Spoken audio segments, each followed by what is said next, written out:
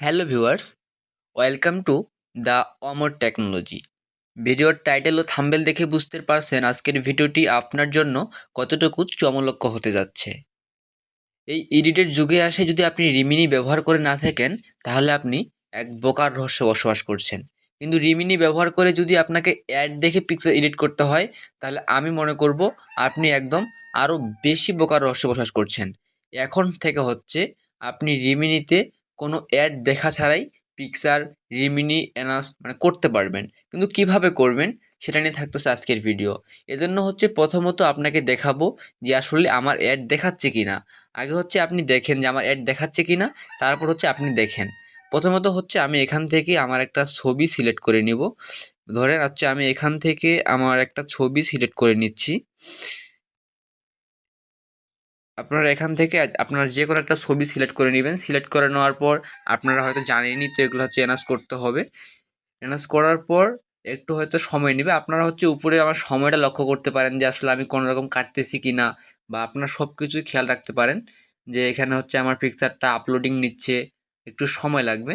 হচ্ছে আপনাদের সুবিধার্থে হচ্ছে আমি ভিডিওটা কোনো কাটছি না, যাতে হচ্ছে আপনারা পরে গালিগালাজ করেন বা আপনার যদি না হয়।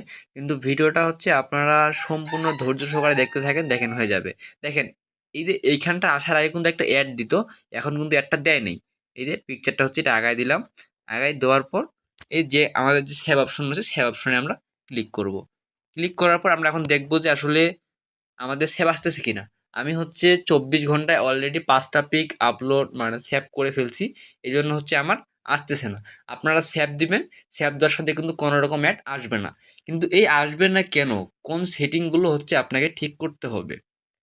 কোন সেটিং ঠিক করতে হবে তার জন্য হচ্ছে আপনাকে যেটি করতে হবে, আপনি হচ্ছে একবারে ব্যাক হয়ে আসবেন। ব্যাক হয়ে আসে যে আপনার ফোনের সেটিং অপশনটি রয়েছে, আপনি হচ্ছে আপনার ফোনের সেটিং অপশনটিতে যাবেন। সেটিং অপশনটিতে গিয়ে আপনাকে হচ্ছে একটি সেটিং খুঁজে বের করতে হবে। আপনারা হচ্ছে এখান থেকে আপনারা সার্চ করতে পারেন প্রাইভেট ডিএনএস।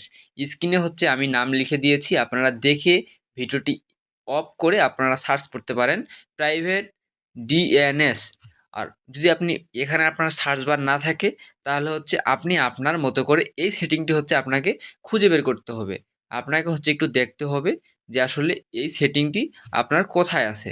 যেমন আপনি আপনার যে ফোল্ডারগুলো রয়েছে, আপনি আপনার এই ফোল্ডারগুলো দেখতে পারেন।